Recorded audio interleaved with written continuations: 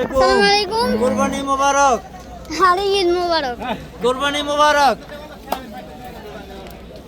আচ্ছা আমরা কোন গরু কিনছি, ওইটা না ওইটা? এই যে এটা ঈদের গরু ছিল না? না এটা এটা দেখতে একই না, কিন্তু আমরা এই গরুটা কিনছি। এটা আমাদের পবিত্র ঈদুল আজহার কোরবানি।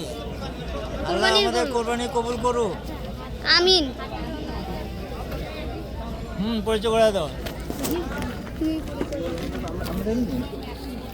এই যে ভাই ভাই আপনার গরু না?